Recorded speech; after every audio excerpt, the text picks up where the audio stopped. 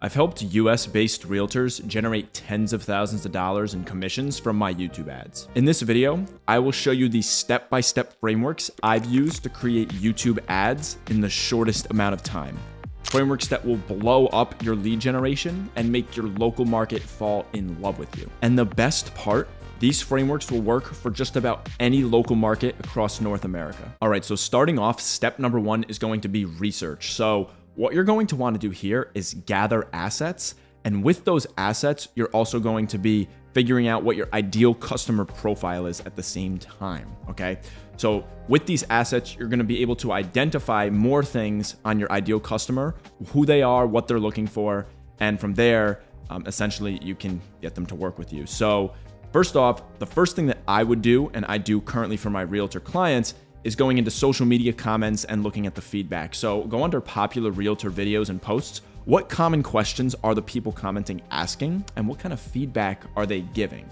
Okay. From there, you're going to want to move on to FAQs and Reddit threads. This is more niche specific, so you can go to subreddits and Quora questions for your local market. And I find that this works really good for gathering some more information. From there, you're also going to want to take previous case studies of, successful transactions with you and your previous clients, and essentially just the outcomes that you've achieved for yourself and your clients. And lastly, you're going to want to move to AI. So this is the prompt that I specifically use in order to gather even more further assets. So number one is I just basically say, you're a marketing strategist. Create a detailed profile of my target audience for product or service, include demographics, pain points, and buying motivations. So if you want, you can just take a screenshot of this and use it for yourself. Next, we have the ideal customer profile. So we have the assets, but we need to actually know more about the specific customer profile.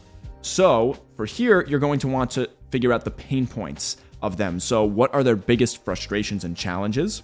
You're going to want to figure out their dreams. So what are their dreams and desires of achieving, X outcome?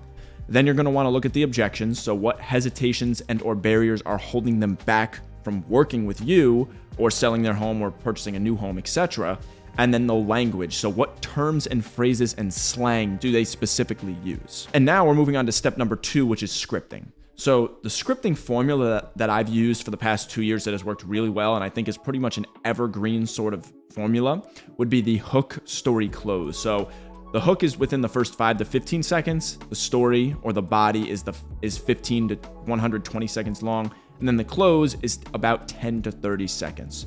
So the goal of the hook is to do one thing, and that's to reel the viewer in and get them to watch the rest of the ad. So what that means is you want the hook to be clear and engaging.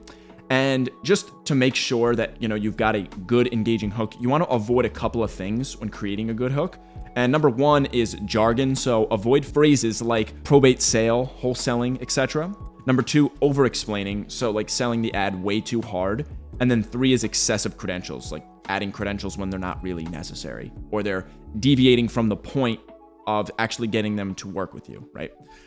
So you need to be conscious about what kind of viewer is watching, and then using the correct language on how to appeal to that specific viewer. And this will also be based on the type of offer that we're running too, right? So right here, I just have some winning formats. Again, you can take a screenshot of this and use these different hooks for yourself. Just to list off like a couple, we have the question hook, which is, have you wondered how much money your home is worth in 2025? Or the shocking statement, homeowners have been selling their homes the wrong way this whole time. Or you can do like a storytelling hook. I went from negative $150,000 in debt to over $5 million in just 3 years. This is my story.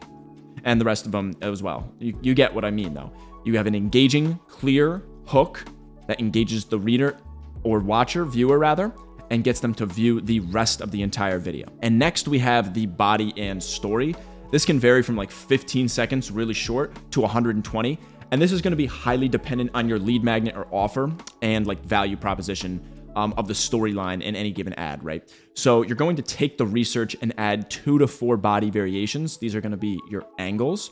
And just some winning formats for this. We have social proof and credibility. You can teach someone, which essentially is giving them a problem and then a solution.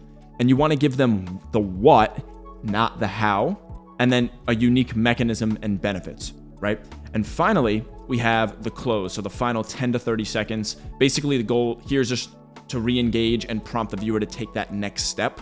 Depending on the length of your ad, you can have like 1 to 5 call to actions throughout your ad. I've noticed the more the better. However, if you have too many call to actions throughout your ad, you're going to be excessive, and then the viewer's basically just going to click off and find you to be pretty annoying, right? So the winning formats for this is urgency/scarcity plus twisting the knife, and a call to action plus close the video.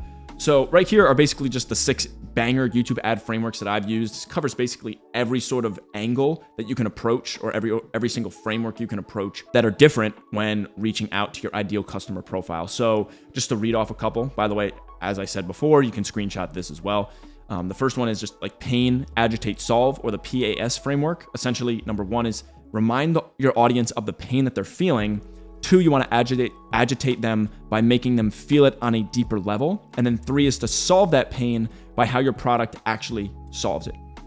Just to name another one, the feel, felt, found, or the FFF framework. Essentially, 1 would be, I know how it feels, the pain. 2, I felt the same, creating some resonance. And then 3, here's what I found that cured it. So introduce your product or service. And the rest, you can view on your own time as well.